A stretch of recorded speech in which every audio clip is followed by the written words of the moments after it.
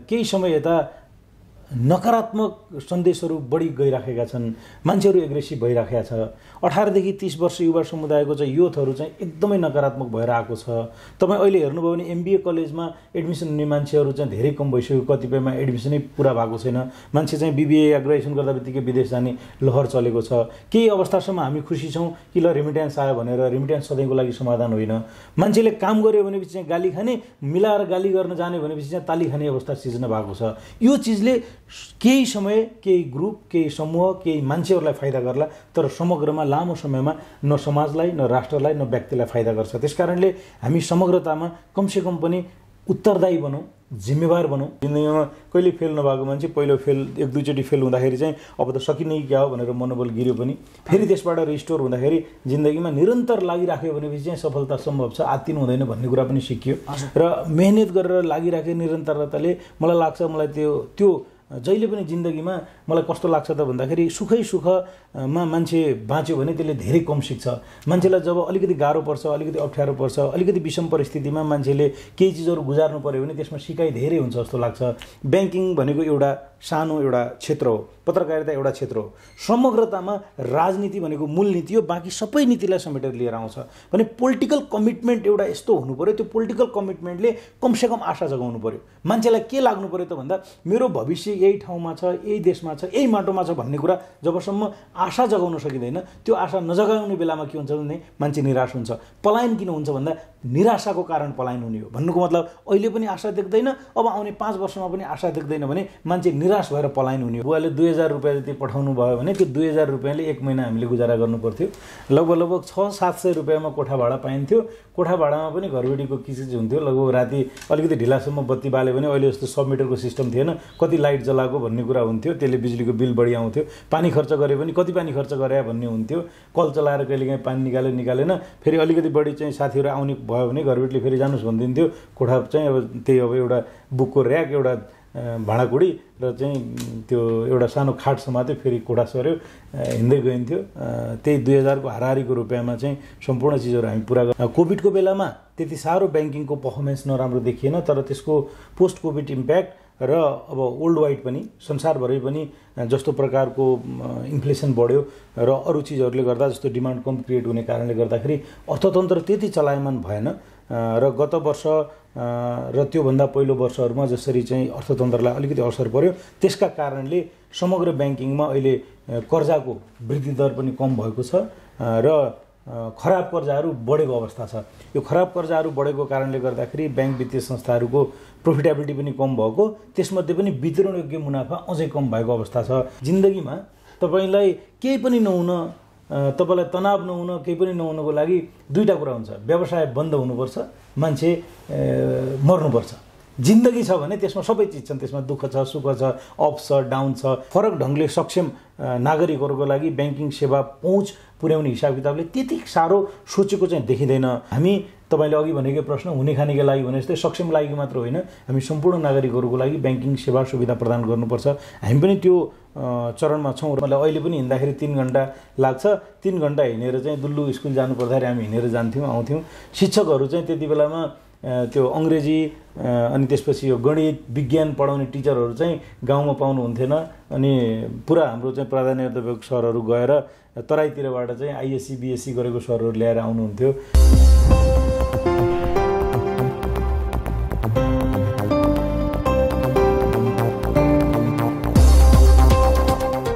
दर्शकबिन नमस्कार, नेपाल रविवार समय र खबरमा स्वागत छ। म जीवन मानियाको।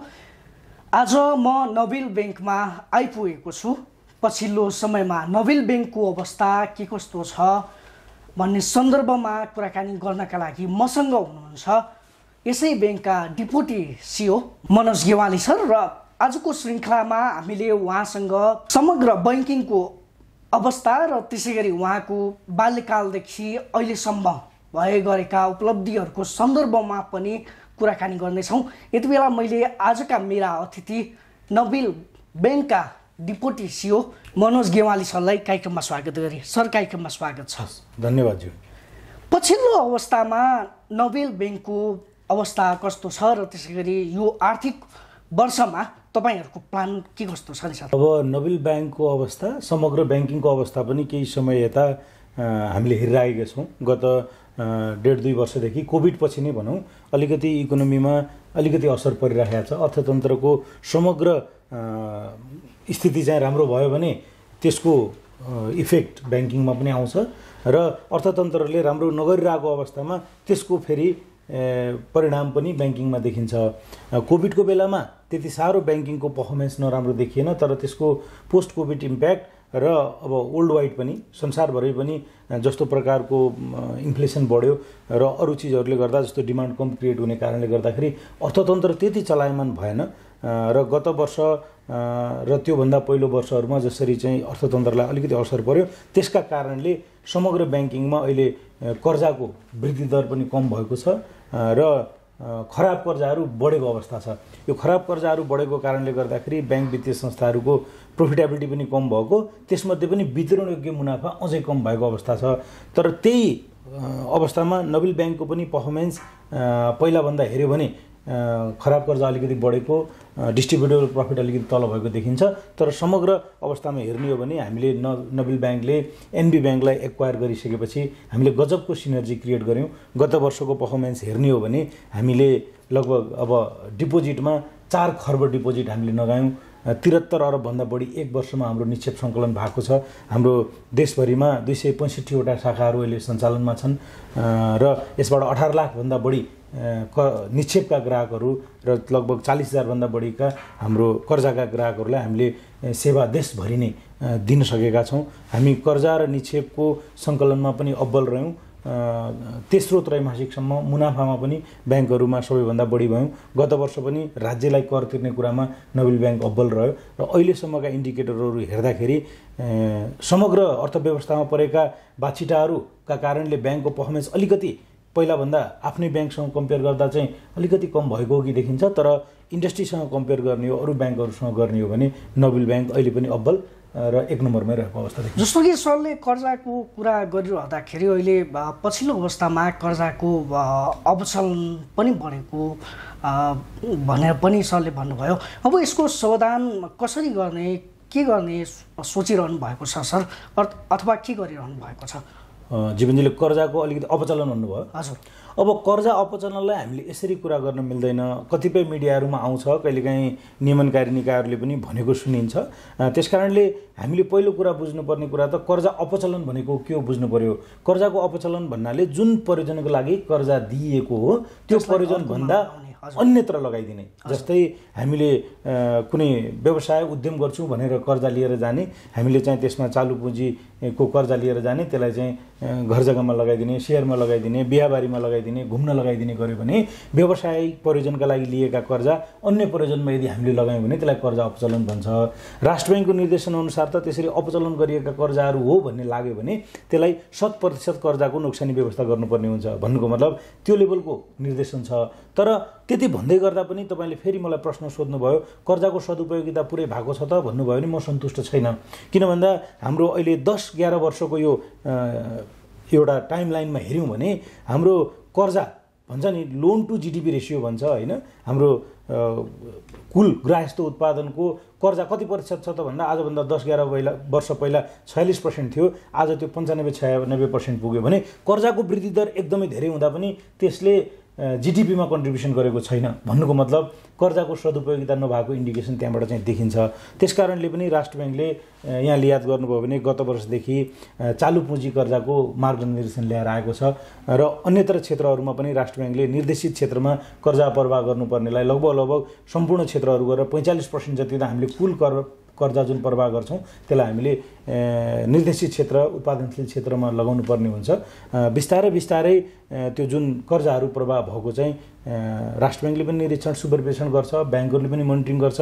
तर हामीले पनि एउटा के हो त भन्दा फाइनेन्सियल डिसिप्लिन मेन्टेन गर्नको लागि ब्याङ्कहरूले पनि कर्जाको सदुपयोगितालाई हामीले इन्स्योर गर्नुपर्छ र ग्राहकहरू पनि सचेत भएर जुन प्रयोजनको लागि लिएको त्यो प्रयोजनमा कर्जालाई लिनुपर्ने हुन्छ। समग्रमा कुरा के बुझ्नुपर्ने हुन्छ त भन्दा हामीले उत्पादनशील क्षेत्रमा कर्जा गऱ्यौँ भनेपछि त्यसबाट के हुन्छ त भन्दा रोजगारी सिर्जना हुन्छ, नेसनल इकोनोमीमा सहयोग हुन्छ, आर्थिक वृद्धि दर बढ्छ।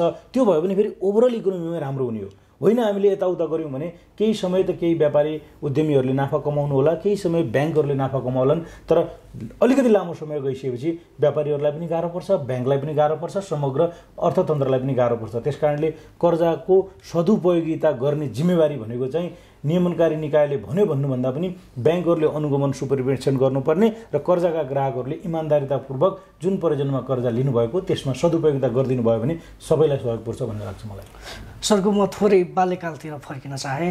तपाईँको बाबा आयुर्वेदिक डाक्टर हुनुहुन्छ र त्यसै गरी बोर्लम्जी पञ्चायत र त्यसै गरी अहिले हालको भैरवी गाउँपालिकामा जन्मिनुभयो र तपाईँ 7 क्लाससम्म त्यहीँकै हिमालयन माविमा पढ्नुभयो र त्यसै गरी पढाइमा स्तरीयता खोज्ने क्रममा तपाईँ विजया माविबाट एसएलसी उत्तीर्ण गर्नुभयो। स्कुलहरू निकै नै टाढा थिए भनेर पनि पाइयो। तपाईँको समग्रमा बाल्यकाल चाहिँ कस्तो रह्यो नि सर? जीवनजीले धेरै अध्ययन गर्नुभएछ, सही भन्नुभयो, तपाईँले भनेको कुरा सम्पूर्ण सही हो।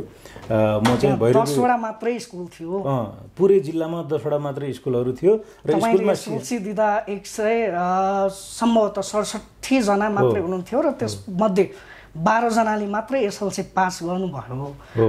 अनि त्यो बेलाको अवस्था कस्तो थियो नि? होइन, त्यति बेलाको अवस्था अहिले पनि पुरानो दिनहरू सम्झेर ल्याउने हो भने हामी गाउँबाट अलिकति स्तरीय शिक्षाको लागि तपाईँले अघि भनिहाल्नुभयो, हामी लगभग 3-4 घन्टा हिँडेर, मतलब अहिले पनि हिँड्दाखेरि 3 घन्टा लाग्छ, 3 घन्टा हिँडेर चाहिँ दुल्लु स्कुल जानु पर्दाखेरि हामी हिँडेर जान्थ्यौँ आउँथ्यौँ। शिक्षकहरू चाहिँ त्यति बेलामा त्यो अङ्ग्रेजी अनि त्यसपछि यो गणित विज्ञान पढाउने टिचरहरू चाहिँ गाउँमा पाउनुहुन्थेन। अनि पुरा हाम्रो चाहिँ प्राधान्यता सरहरू गएर तराईतिरबाट चाहिँ आइएससी बिएससी गरेको सरहरू ल्याएर आउनुहुन्थ्यो। पढ्दाखेरि पनि त्यही टिचरहरू पनि फेरि भागाभाग भइहाल्ने। पढाइको स्तर त्यति थिएन, तर पनि हामीले ठिकठाकै गऱ्यौँ कि जस्तो लाग्छ। तपाईँले भने जस्तै 10वटा माध्यमिक विद्यालय थिए, कलेज त थिएन मेरो जिल्लामा। 10वटा माध्यमिक विद्यालयमध्ये एसएलसीमा 4-5वटा त कहिलेकाहीँ निल हुन्थे। निल भनेको चाहिँ एसएलसीमा एकजना पनि पास हुन्थेनन्। र राम्रो भनिएको विद्यालय मेरो विजय माध्यमिक विद्यालयमा पनि हामी जम्मा 167 जनामा 12 जना पास भएको थियौँ। 12 जनामा पनि मेरो सबैभन्दा बढी नम्बर थियो, तर 51% नम्बर मात्रै थियो। र 6 जना हामी सेकेन्ड डिभिजन, 6 जना थर्ड डिभिजनमा पास भएको थियौँ। र वास्तवमा अहिले यसो फर्केर हेर्दाखेरि त्यति बेलामा शिक्षाको स्तर, हामीले पाउने इन्फ्रास्ट्रक्चर, हामीले पाउने नलेजको लेभल गुरुहरूले हामीलाई धेरै गर्नुभयो। वास्तवमा त्यो अवस्थामा त्यो ठाउँमा हामीलाई मनोबल त भयङ्कर राम्रो बनाइदिनु भयो, जसको कारणले अहिले मेरै ब्याचको साथीहरू हेर्नुहुन्छ भनेपछि 3-4 जना साथीहरू सिडिओ भइसक्नुभयो, सहसचिव 2 जना हुनुहुन्छ होइन, राम्रै गर्नुभएको छ। त्यो भनेको चाहिँ हाम्रो गुरुहरूले शिक्षाको लेभल कहाँ दिनुभयो त्यो आफ्नो ठाउँमा रहला, तर उहाँहरूले हाम्रो कन्फिडेन्सको लेभल चाहिँ एकदमै बढाइदिनु भयो। तर बाल्यकालमा अब बुवाको एउटा लेभलको आर्थिक स्थिति अरूभन्दा भिन्न राम्रो भएको हुनाले मैले दुःख चाहिँ पाइनँ। अरूभन्दा अब्बलै भएर काम गर्न पाइयो, लाउने कुरा होस्, खाने कुरा होस्, पढ्ने कुरा होस्, मैले जे इच्छा गरेँ मेरो बाआमाले पुर्याउनु भयो। त्यस कारणले मैले दुःख चाहिँ पाएँ जस्तो लाग्दैन। तर शिक्षाको स्तरीयताको कुरालाई आज यदि तुलना गर्ने हो भने आज जस्तो मेरो छोराछोरीहरूले चाहिँ जस्तो प्रकारको वातावरणमा जे पढ्न पाइरहेका छन् त्यसको तुलना गर्नुहुन्छ भने 10% पनि थिएन भन्न चाहन्छु। तपाईँले आइकम पिपल्स कलेजबाट र त्यसै गरी बिकम तपाईँ शङ्करदेवबाट गर्नुभयो। मैले यो प्रश्न किन सोधेको भन्दाखेरि जस्तो काठमाडौँलाई अहिले पनि हामीले सपनाको सहरको रूपमा लिने गर्छौँ, जहाँ आकाश फराकिलो छ र त्यसै गरी चराहरू आफ्नो स्थलले सजिलै उड्न सक्छन्। त्यति बेलाका दिनहरू तपाईँका लागि कस्ता थिए नि सर? कतिको कष्टकर थियो, के थियो? त्यो पनि रमाइलो प्रश्न सोध्नुभयो। वास्तवमा अब हामी गाउँबाट आएको मान्छे, मलाई यादै छ बुवाले 2000 रुपियाँ जति पठाउनु भयो भने त्यो 2000 रुपियाँले 1 महिना हामीले गुजारा गर्नु पर्थ्यो। लगभग 600-700 रुपियाँमा कोठा भाडा पाइन्थ्यो। कोठा भाडामा पनि घरबेटीको किसिज हुन्थ्यो। लगभग राति अलिकति ढिलासम्म बत्ती बाल्यो भने अहिले जस्तो सबमिटरको सिस्टम थिएन, कति लाइट जलाएको भन्ने कुरा हुन्थ्यो, त्यसले बिजुलीको बिल बढी आउँथ्यो। पानी खर्च गरे पनि कति पानी खर्च गरे भन्ने हुन्थ्यो। कल चलाएर कहिलेकाहीँ पानी निकालेन, फेरि अलिकति बढी चाहिँ साथीहरू आउने भयो भने घरबेटीले फेरि जानुहोस् भनिदिन्थ्यो। कोठा चाहिँ अब त्यही अब एउटा बुकको ऱ्याक, एउटा भाँडाकुडी र चाहिँ त्यो एउटा सानो खाट समात्यो, फेरि कोठा सर्यो, हिँड्दै गइन्थ्यो। त्यही 2000 को हाराहारीको रुपियाँमा चाहिँ सम्पूर्ण चिजहरू हामी पुरा गर्थ्यौँ। पढाइको खर्च पनि एकदमै कम हुन्थ्यो, 160 रुपियाँ जस्तो लाग्छ मलाई बिकम पढ्ने बेलामा पनि प्रति महिना हाम्रो फी, त्यो पनि अझ स्कलरसिपमा हामी फिर्ता लिइहाल्थ्यौँ। भने पढाइको खर्च चाहिँ को हिसाब किताबले आजको तुलनामा चाहिँ त्यो बेलामा धेरै नै कम थियो। तर गाउँबाट आएको हुनाले अलिकति अब यहाँ बस्न असहजता त पक्कै पनि थियो, कोही चिन्जानको मान्छेहरू थिएन, कहिलेकाहीँ गाह्रो पर्दा साह्रो पर्दा अहिले जस्तो अहिले त ब्याङ्किङले कति सहज बनाएको छ।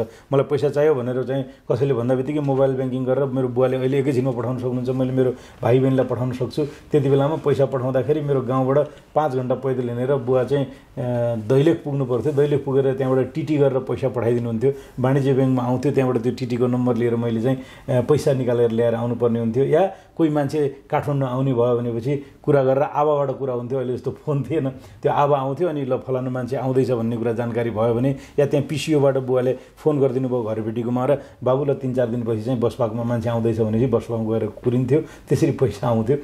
त्यो सिचुएसनमा हेर्दाखेरि चाहिँ यो यसो फर्केर हेऱ्यो भने त यो 30-35 वर्षमा पेमेन्ट सिस्टम, अरू चिजहरू, अरू सहजता, एक्सेसको हिसाब किताबले, कम्युनिकेसनको हिसाब किताबले धेरै नै सहज भएको छ। त्यति बेलामा कम्युनिकेसन पनि असहज हुने, अनि केही पत्राचार गर्नु पऱ्यो भने चिठी लेखिन्थ्यो, लामो लामो चिठी लेख्ने, बुवाले पनि चिठी पठाउनुहुन्थ्यो, आफूले पनि चिठी पठाए, त्यस्तै प्रकारको दिनहरू थिए। तर मैले हरेकचोटि भन्छु कि मेरो बुवा आमाले छोरालाई दुःख नहोस् भन्ने हिसाब किताबले सोच्नुहुन्थ्यो होला, त्यही भएर मैले अभावमा मैले मेरो इच्छाहरूलाई पनि सीमित राखेँ होला कतिपय अवस्थामा। किन भन्दा मेरो 6 भाइ बहिनी, म पछि अरू 5 भाइ बहिनीलाई पनि बुवाहरूले पाल्नुपर्ने हुन्थ्यो होइन। त्यस कारणले मैले अनरियलिस्टिक एक्सपेक्टेसन भन्छ नि, नचाहिने कहिले पनि ख्वाब राखिनँ, तर मैले जे ख्वाब राखेँ मेरो बुवा आमाले सधैँभरि पुरा गर्नुभयो। त्यस कारणले मलाई खासै मैले अभाव दुःख पाएँ जस्तो चाहिँ कहिले पनि लाग्दैन, म यसमा भाग्यमान नै रहेँ भन्नुपर्छ। भारतको गोमती नगरमा तपाईँ CA 4 वर्षको अवधिमा प्रिन्सिपल सरको घरमा बसेर कम्प्लिट गर्नुभयो। मैले सोध्न खोजेको कुरा के भने, जस्तो 4 वर्षको अवधिमा CA कम्प्लिट गरिरहँदाखेरि सरले त्यहाँबाट नेपाल फर्किरहँदा नयाँ चाहिँ के सिक्नुभयो नि सर? जस्तो कि त्यो 4 वर्षको अवधिमा त तपाईँको CA पढ्ने सपना त पुरा भयो, तर नयाँ चाहिँ त्यसबाट के सिक्नुभयो तपाईँ? होइन, त्यसमा धेरै चिज सिकेँ जीवनजी। जस्तै अब जति भयो भने काठमाडौँमै बस्दै गर्दाखेरि बुवाहरूले खर्च पठाउँदै गर्दा कमसेकम आफ्नै वरिपरिको दाजुभाइसँग कोठामा बसिन्थ्यो, गरिन्थ्यो। अब जति पनि इन्डिया गइसकेपछि त्यो ठाउँ नयाँ थियो, मान्छेहरू सबै नयाँ थियो। अब त्यति बेलामा अलिकति सङ्घर्ष बढी पनि भयो, अनि CA को कोर्स टफ थियो, गाह्रो थियो हेर्नुहोस् होइन। अब गाह्रो भएको कारणले के त भन्दा 1-2 चोटि फेल पनि भयो जिन्दगीमा। कहिले फेल नभएको मान्छे पहिलो फेल 1-2 चोटि फेल हुँदाखेरि चाहिँ अब त सकिने कि क्या हो भनेर मनोबल गिर्यो पनि, फेरि त्यसबाट रिस्टोर हुँदाखेरि जिन्दगीमा निरन्तर लागिराख्यो भनेपछि चाहिँ सफलता सम्भव छ, आत्तिनु हुँदैन भन्ने कुरा पनि सिकियो। र मेहनत गरेर लागिराखे निरन्तरताले मलाई लाग्छ, मलाई त्यो जहिले पनि जिन्दगीमा मलाई कस्तो लाग्छ त भन्दाखेरि सुखै सुखमा मान्छे बाँच्यो भने त्यसले धेरै कम सिक्छ। मान्छेलाई जब अलिकति गाह्रो पर्छ, अलिकति अप्ठ्यारो पर्छ, अलिकति विषम परिस्थितिमा मान्छेले केही चिजहरू गुजार्नु पर्यो भने त्यसमा सिकाइ धेरै हुन्छ जस्तो लाग्छ।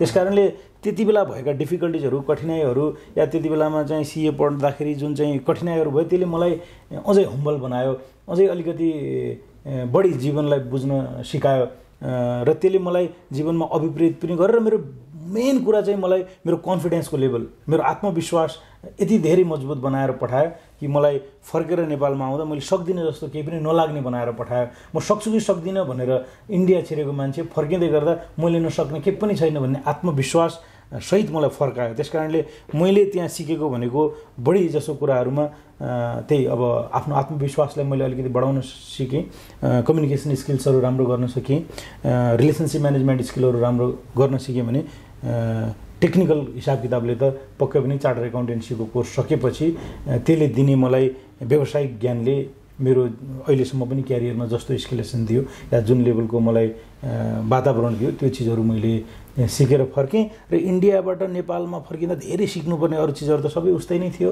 लगभग वातावरण, मान्छे, सोच, व्यवहार लगभग भारत र नेपालमा एउटै हुनु हुनाले अरू विदेशतिर शैक्षिक अध्ययन गरेर फर्केको मान्छे जस्तो भन्दा भिन्न मेरो बुझाइ चाहिँ अरू एरियामा चाहिँ रहेन।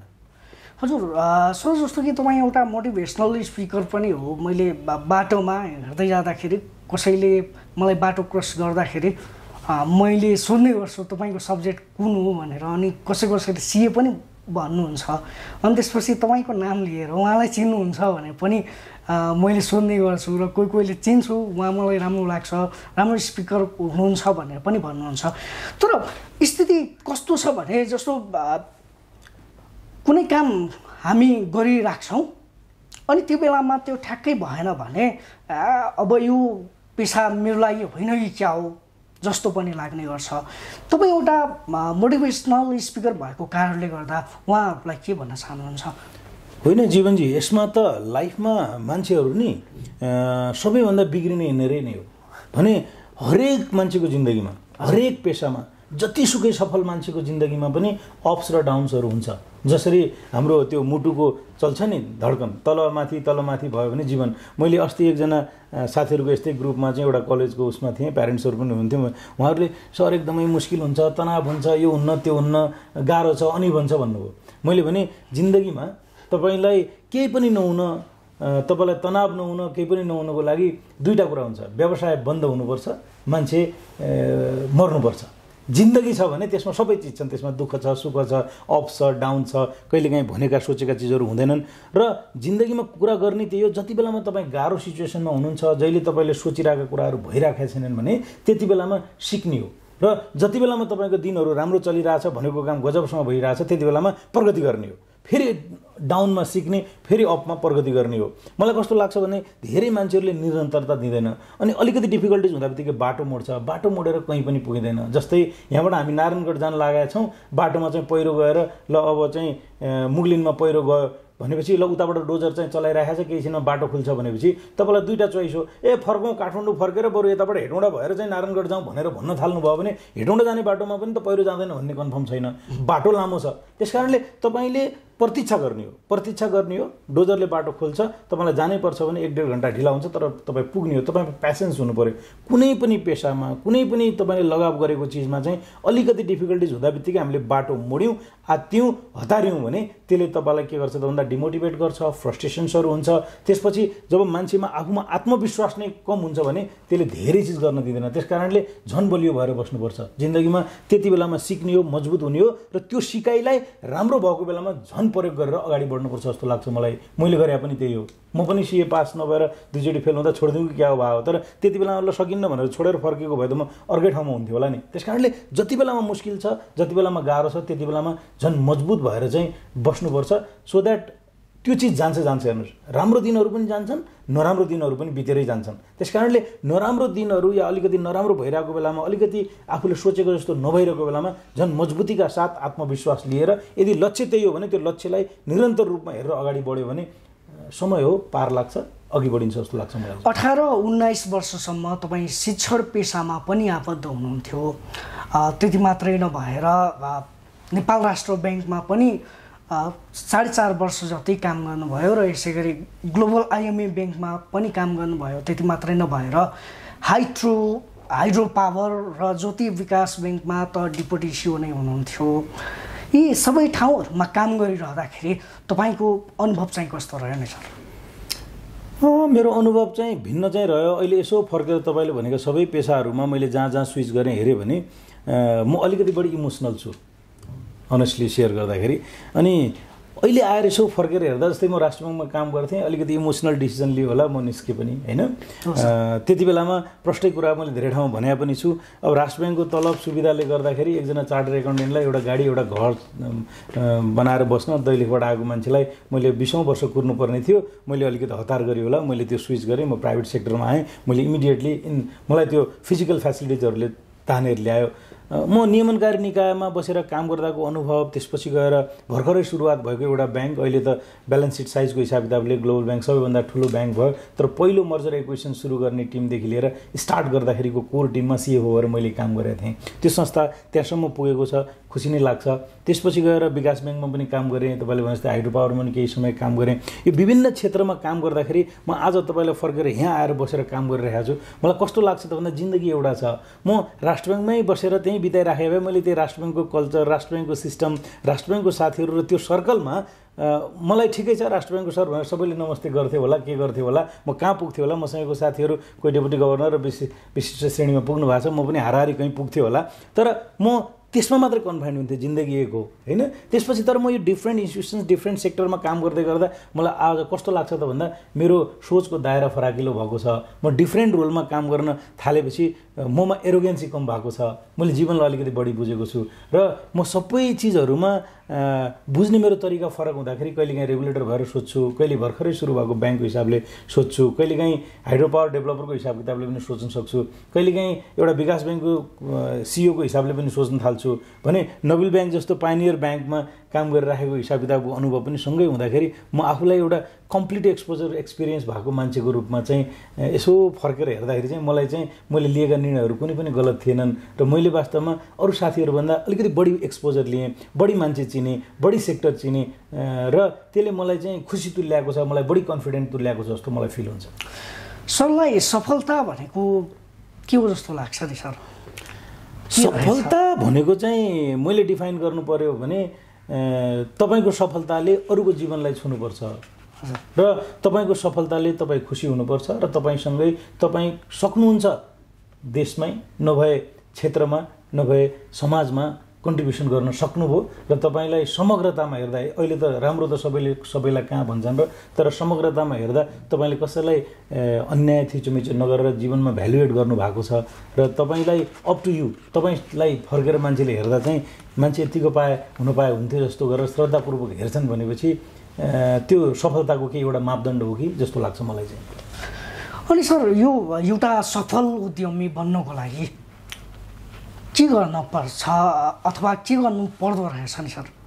उहाँहरूलाई तपाईँको सुझाव के रहन्छ? अब मेरो पर्सपेक्टिभ भनेको मैले उद्यम व्यवसाय गरिनँ तर उद्यम व्यवसायलाई सहयोग गर्ने ब्याङ्किङ पेसामा छु र धेरै ब्याङ्किङ पेसामा बसेको मान्छेहरूले हामीले धेरै सफल उद्यमी देखा पनि छौँ, धेरै असफल उद्योगीहरू देखा पनि छौँ। कतिको घरखेत लिलाम पनि भएको छ भने कतिपय 1 करोडबाट व्यापार सुरु गरेको मान्छे अरबपति भएको पनि देखेका छौँ। यो समग्रतामा हेर्दाखेरि के लाग्छ मलाई सर्टकटमा भन्नुपर्दाखेरि भन्दा तपाईँ सफल उद्यमी हुने हो भने पहिलो कुरा लक्ष्य निर्धारण गर्नुहोस्, लक्ष्यमा निरन्तर लागिरहनुहोस्। अनि बाटोमा हिँड्दाखेरि यताउता जस्तै अब धेरै उद्यमीहरू किन बिग्रिनुहुन्छ त भन्दाखेरि एउटा काम गर्छु भनेर एउटा सोच ल्याएर आउनुभएको हुन्छ। किन ल्याउनुहुन्छ त भन्दा अर्कोले गरे राम्रो, अर्काको देखि सिक गरेर होइन, थिङ्क आउट अफ बक्स। अहिले तपाईँ पनि हेर्नुहोस् न, अब चन्द्र ढकाललाई चन्द्र ढकाल बनाएको आइएमई मनी एक्सचेन्ज एउटा थिङ्क आउट अफ बक्सको कन्सेप्टले हो। विनोद चौधरीलाई विनोद चौधरी बनाएको चाहिँ वाइ चाउचाउको कन्सेप्टले हो होइन। मिनबहादुरलाई मिनबहादुर बनाएको चाहिँ भाटभेटिनीको कन्सेप्टले हो र त्यो कन्सेप्ट पहिला अरूका नआएका होइनन्, अरूका पनि आएका थिए तर कति निरन्तर रूपमा त्यसमा लागिराख्यौँ र कति भ्यालुडेसन त्यसमा गरिराख्यौँ र कति भन्छ नि त्यो सिद्धत चाहिँ लग्न भन्छ नि, भित्रबाट तपाईँ मनले कति लाग्नुभयो र त्यसमा कति लगनशीलता दिनुभयो भन्ने कुराले तपाईँको व्यावसायिक सफलताको मापदण्ड निर्धारण गर्छ जस्तो लाग्छ। धेरै उद्यमी व्यवसायहरू चाहिँ भन्छ नि अब एउटा काम त्यो माछा मार्न जाने बिचमा चाहिँ तरुल देख्यो भने त्यहीँ खन्न थाल्यो भने तरुल पनि खोजिँदैन, रात पर्छ माछा मार्न पनि पाउँदैन र फर्केर रित्तो हात घर फर्किनुपर्छ भने जस्तै अवस्था देखिन्छ।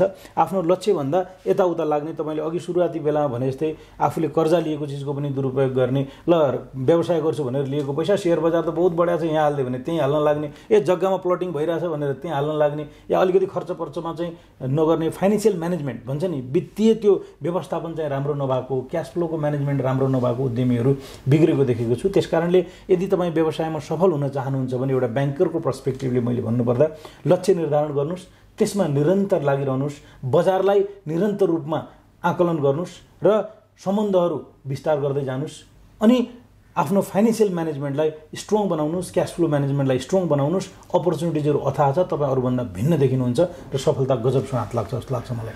कहिलेकाहीँ सञ्चार माध्यमहरूमा फ्लडको घटनाहरू पनि यदाकदा सुन्ने गरेका हुन्छौँ। यसमा सर्वसाधारणहरूले कसरी विश्वास गर्ने र त्यसै गरी सर्वसाधारणहरू कसरी सजग हुने सर? होइन, फ्रड भन्ने कुरा त अब ब्याङ्किङ फ्रडको कुरा गर्नुभयो होला होइन, ब्याङ्किङ फ्रडको कुरा गर्नुभयो होला। यो अहिले होइन, परापूर्व कालदेखि नै हरेक ठाउँमा सज्जन मान्छे पनि छन्, बदमास पनि छन्, फटाहा पनि छन्, जाली पनि छन्, चोर पनि छन्। त्यही भएर पुलिस छ, अदालत छ, नियम छ, कानुन छ, त्यसको लागि भयो नि। सबै मान्छे सज्जन हुने भयो, सबै चिजको जरुरी पर्थेन।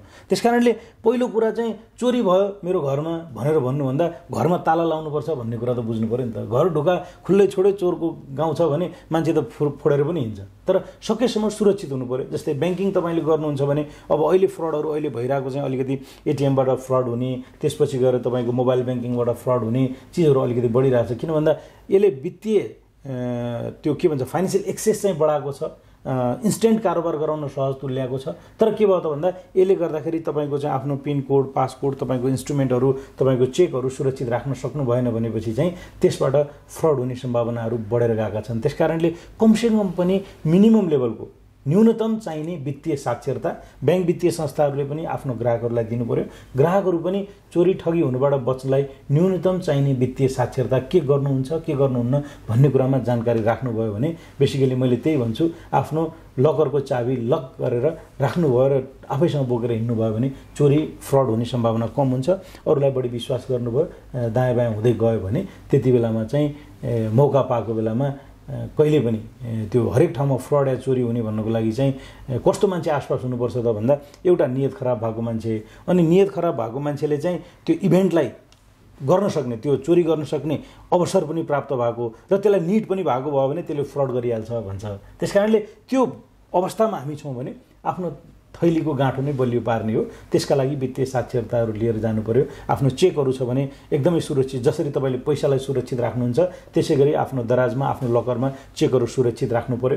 त्यसपछि एटिएम छ भने पनि एटिएम पनि आफ्नो पिन, पासपोर्ट अरूलाई सेयर गर्नु भएन, लकरमा सुरक्षित राख्नु पर्यो। या आफ्नो जुन ठाउँमा सुरक्षित पैसा सुरक्षित राखे जस्तै सुरक्षित राख्नु पर्यो।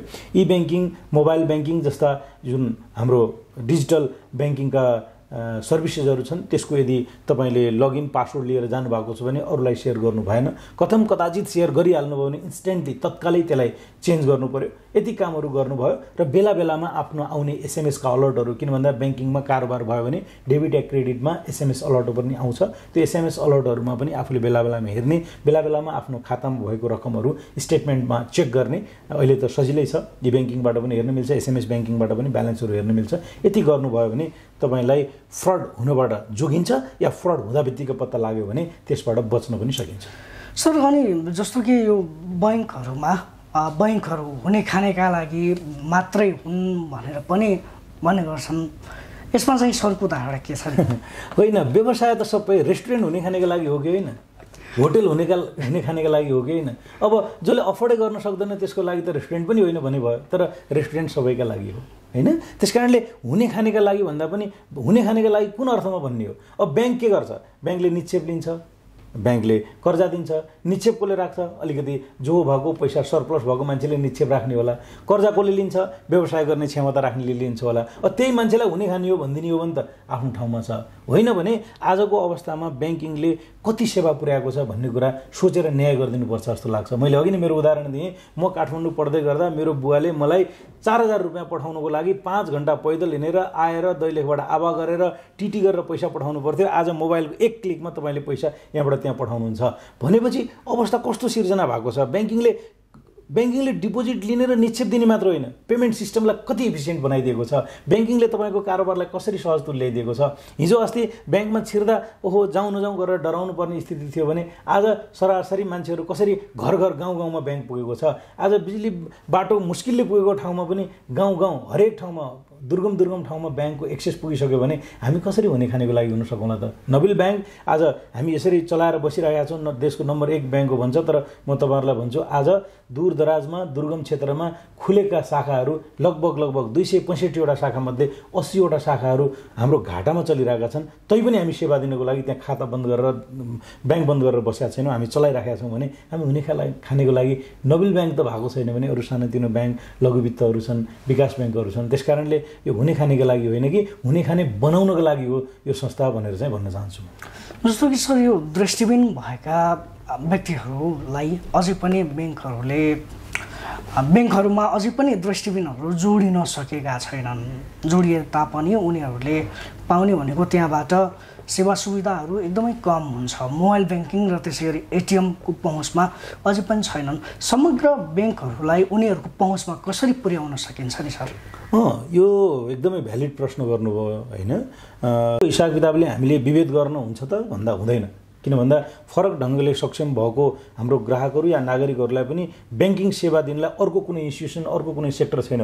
त्यसकारणले यही ब्याङ्किङ सेक्टरले उहाँहरूलाई पनि ब्याङ्किङ सेवा सुविधा दिनुपर्छ, त्यसमा दुमत या दोहोऱ्याएर रहेन।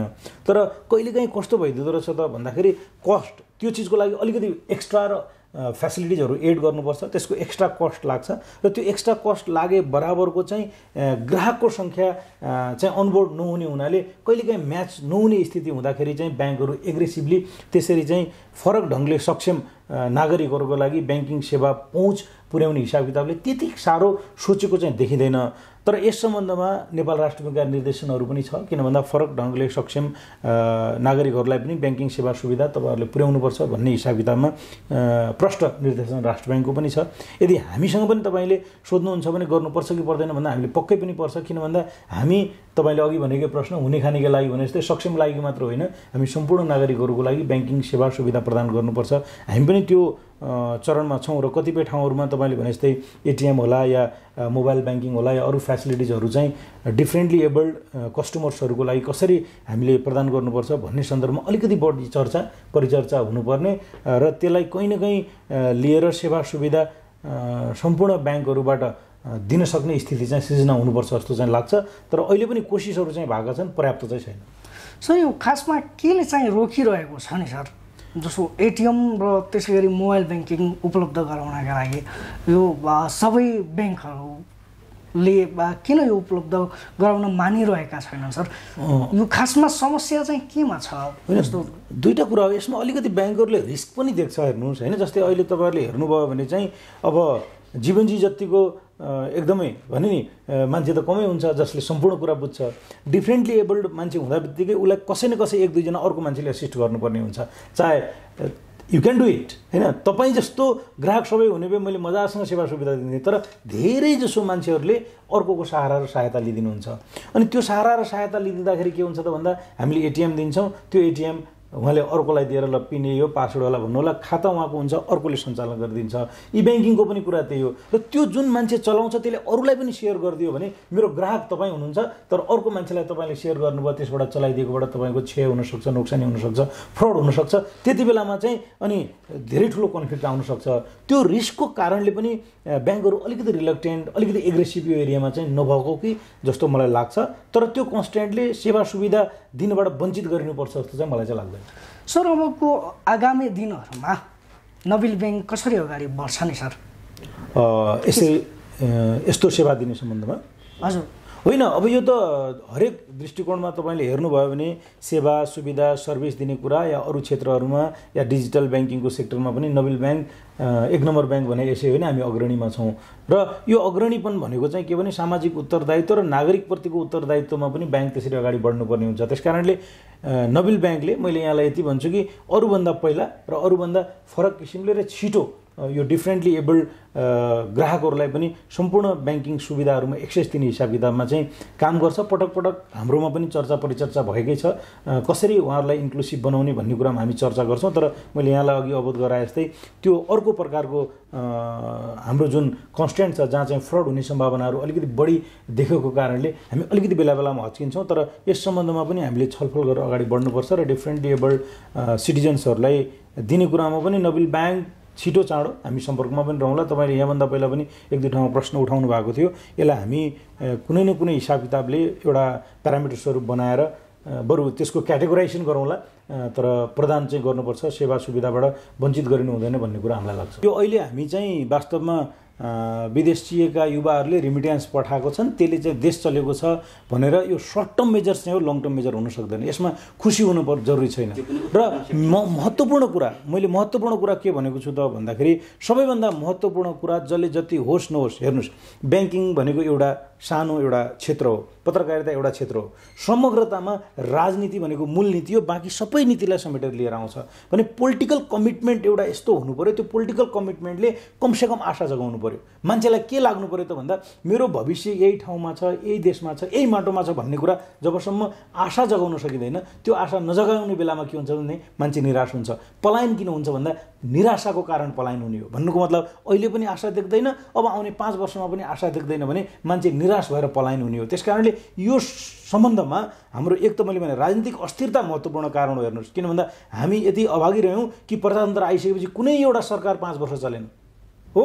इन्डिया केही समय यता र अहिले तुलना गर्नुहोस् 10 वर्ष पहिलाको भारत र आजको भारत हेर्नुहोस्, अब 5औं मतलब यो वर्ल्डमा इकोनोमिक मतलब पावर भइसक्यो। अब छिटै इन्डिया 3rd मतलब स्ट्रङ्गेस्ट इकोनोमी हुँदैछ भने पोलिटिकल स्ट्याबिलिटी नहुनु हाम्रो सबभन्दा ठुलो दुर्भाग्य भएर रह्यो।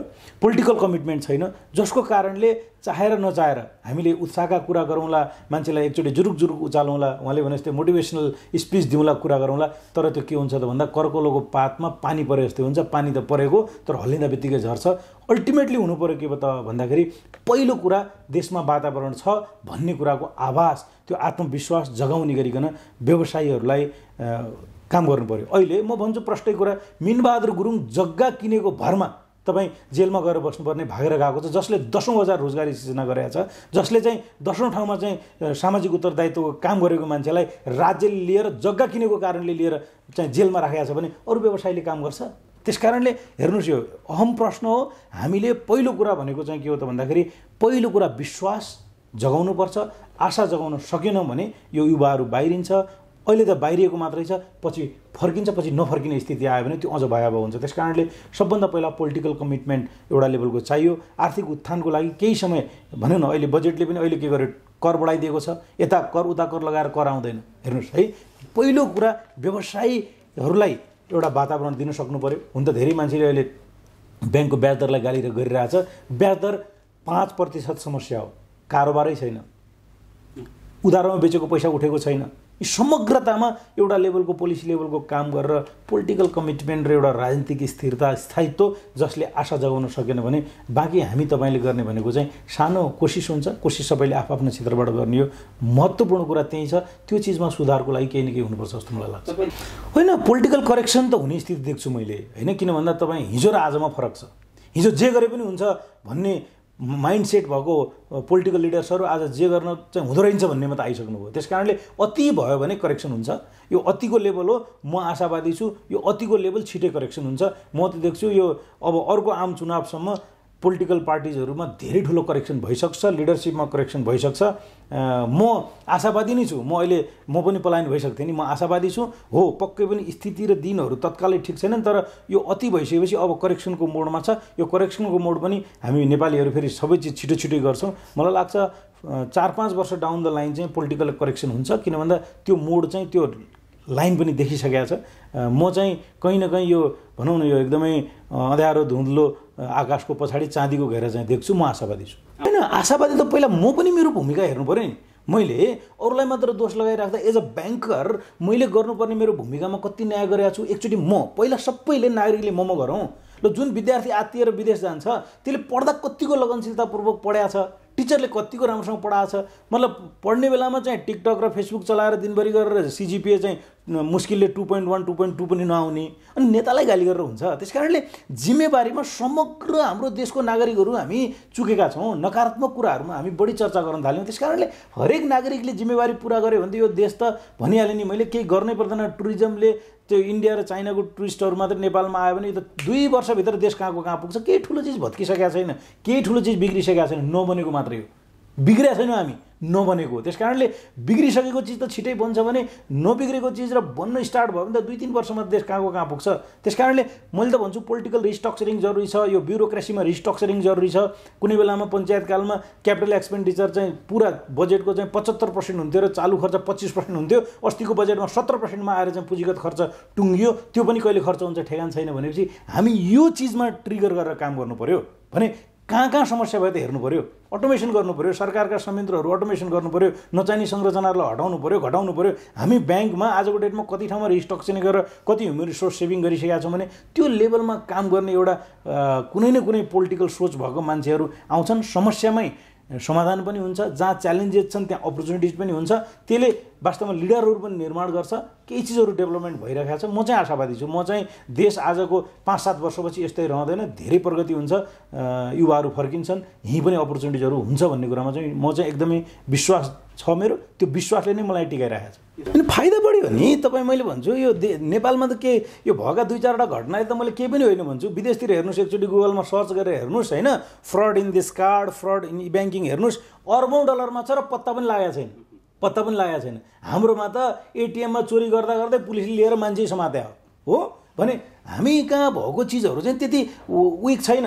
हाम्रो सिस्टम ठिक छ, विश्वास गर्न लायक छ र यसका फाइदाहरू नै बढी छन् भनेर भन्न चाहन्छु म। त्यस कारणले पक्कै पनि केही चिज छ भने त हरेक अपर्च्युनिटिजमा त केही अलिअलि रिस्क भइहाल्छ। त्यस कारणले 95 चाहिँ तपाईँको यसबाट चाहिँ हामीले चाहिँ बेनिफिट लिइरहेको छौँ, 5% रिस्क छ भने त्यो रिस्कलाई मिटिगेट गर्ने, त्यसलाई हाइलाइट गर्ने होइन। र यसरी भएको फ्रडबाट भएको लस भर्सेस यसबाट पाएको बेनिफिट हेर्नुहुन्छ भने त कता कता छ। मै भन्छु हामी कहाँ लोन अग्नेस्ट एफडी लिँदाखेरि चाहिँ यहाँ 11 सिग्नेचर गरेर मेमो पठाएर आरएमबिएम पिएम हुँदै माथि आउने मेमो, अहिले तपाईँले क्लिक गर्नुहोस् त्यहाँ हातोहात तपाईँले लोन चाहिँ तपाईँको खातामा डिस्पर्स हुन्छ। अहिले तपाईँको चाहिँ यहाँ खाता तपाईँले स्यालेरीको चाहिँ एकाउन्ट छ, तपाईँले चाहिँ मोबाइलमा लिनुहुन्छ भने हाम्रो फोन लोन छ, तपाईँ टकटक गर्नुहोस्, एनसेलले बरु तपाईँकोमा चाहिँ ढिलो देला त्यो चाहिँ ब्यालेन्स मेरो तपाईँको खातामा पैसा क्रेडिट गर्छ भने यो टेक्नोलोजीले दिएको त बेनिफिट त बेपत्ता छ। यसलाई चाहिँ हामीले अझै बढी गर्नुपर्छ, किन भन्दा फ्युचर त टेक्नोलोजी बेस्ड हो हरेक चिजमा, चाहे ब्याङ्किङ भन्नुहोस् चाहे अरू पेसा भन्नुहोस् टेक्नोलोजी बेस्ड हो। आजै भन्नुहोस् न, पत्रकारिता पेसामै तपाईँहरू हुनुहुन्छ, हिजो पेपर म्यागजिनले कति ढिला कहिले छाप्नु पर्थ्यो, अहिले अनलाइनले गर्दा यो त अल्टिमेटली ग्लोबल्ली सबै चिज के हो त भन्दा डिजिटाइजेसनमै जाने हो। त्यस कारणले ब्याङ्किङ त्यसबाट अछुतो छैन, यसलाई हामीले चाहिँ क्यापिटलाइजै गर्ने हो। पक्कै पनि तपाईँले भने जस्तै जब हामीले डिजिटाइजेसनलाई बढी प्रयोग गर्छौँ त्यहाँ अलिकति रिस्कहरू पनि हुन्छन्, त्यो रिस्कलाई हामीले आकलन गर्ने मिटिगेट गर्दै जाने हो। तर हामीले यसलाई प्रमोट गर्ने भनेको डिजिटाइजेसनलाई हो, जसले चाहिँ अपरेटिङ कस्ट पनि घटाउँछ र एक्सेस पनि बढाउँछ र छिटो छरितो र इफिसियन्ट सर्भिस पनि दिन मद्दत गर्छ। अन्त्यमा मैले सोध्न भुलेका कुराहरू अथवा तपाईँले भन्न छुटाएका कुराहरू केही छन् भने राख्न सक्नुहुन्छ सर? अब जीवनजी यस्तो छ, अहिले मैले तपाईँले सोध्न छुटाउनु त आफ्नो हिसाबले केही छैन, तर म भन्न के चाहन्छु यहाँको एकदमै मिडिया मार्फत भन्दाखेरि अहिले केही समय यता नकारात्मक सन्देशहरू बढी गइराखेका छन्, मान्छेहरू एग्रेसिभ भइराखेका छ। 18 देखि 30 वर्ष युवा समुदायको चाहिँ युथहरू चाहिँ एकदमै नकारात्मक भएर आएको छ। तपाईँ अहिले हेर्नुभयो भने एमबिए कलेजमा एडमिसन हुने मान्छेहरू चाहिँ धेरै कम भइसक्यो, कतिपयमा एडमिसनै पुरा भएको छैन। मान्छे चाहिँ बिबिए या ग्रेजुएसन गर्दा बित्तिकै विदेश जाने लहर चलेको छ। केही अवस्थासम्म हामी खुसी छौँ कि ल रेमिट्यान्स आयो भनेर, रेमिट्यान्स सधैँको लागि समाधान होइन। मान्छेले काम गर्यो भनेपछि चाहिँ गाली खाने, मिलाएर गाली गर्न जाने भनेपछि चाहिँ ताली खाने अवस्था सिर्जना भएको छ। यो चिजले केही समय केही ग्रुप केही समूह केही मान्छेहरूलाई फाइदा गर्ला, तर समग्रमा लामो समयमा न समाजलाई न राष्ट्रलाई न व्यक्तिलाई फाइदा गर्छ। त्यसकारणले हामी समग्रतामा कमसेकम पनि उत्तरदायी बनौँ, जिम्मेवार बनौँ। मिडियाले पनि सम्प्रेषण गर्ने जुन न्युजहरू छ के बिक्छ होइन, के बेच्नुपर्छ या के चाहिँ हामीले सर्कुलेट गर्नुपर्छ भनेर जिम्मेवारी पुरा गरौँ। हरेक नागरिकले एकअर्कालाई दोष लगाउने होइन। म ब्याङ्किङमा छु, म ब्याङ्किङ पेसाप्रति चाहिँ मेरो न्याय गरौँ। हजुर पत्रकारितामा हुनुहुन्छ, पत्रकारिता पेसाप्रति न्याय गर्नुहोस्। टिचरले पढाउने काममा न्याय गरोस् होइन, राजनीतिक कर्मीले राजनीतिमा न्याय गरोस्, व्यवसायीले व्यवसायमा न्याय गरोस्, नियामकले नियामकमा गरोस्, सरकार भएको आवास होस्। यो चिज मात्रै भइदियो भनेपछि चाहिँ देश छिटै समृद्ध हुन्छ। सानो राज्य छ, धेरै अपर्च्युनिटी छन्, तर यो राजनीतिक अस्थिरताले हामीलाई 3 दशकभन्दा बढी गाँज्यो। यो गाँजेको कारणले चाहिँ देश अलिकति अर्थतन्त्रदेखि लिएर यो मनोबलै गिरेको अवस्था छ। यो रिस्टोर हुन सकोस्, यसमा सम्पूर्ण नागरिकहरूले होस्टेम हैसियत गर्न सकुन्, देश समृद्ध हुन सकोस्, हामीले आशाका किरणहरू देख्न सकौँ। सबैले आफ्नो जिम्मेवारी मनन गरेर आफ्नो ठाउँबाट गजब गऱ्यौँ भने देश गजब बन्छ भन्न चाहन्छु म। सर, आजको श्रृङ्खलामा आफ्नो अमूल्य समय नेपाल र युवालाई उपलब्ध गराइदिनु भयो, त्यसका लागि तपाईँलाई धेरै धेरै धन्यवाद। धन्यवाद जीवनजी, मलाई पनि तपाईँहरू मार्फत चाहिँ केही कुराहरू राख्ने मौका दिनुभएकोमा जीवनजी र नेपाल र युवा परिवारलाई पनि धन्यवाद दिन चाहन्छु। Thank you so much. दर्शकबिन, आजको श्रृङ्खलामा हामी कुरा गऱ्यौँ नोबेल ब्याङ्कका डिप्युटी सिइओ मनोज गेवालीज्यूसँग। आजको श्रृङ्खला तपाईँलाई के कस्तो लाग्यो? तपाईँ लाइक कमेन्ट सेयर गर्न सक्नुहुन्छ र तपाईँको मनमा लागेका कुराहरू कमेन्ट बक्समा लेख्न सक्नुहुन्छ भन्दै आजको श्रृङ्खलाबाट म जीवन बानिया बिदा हुन्छु। नमस्कार।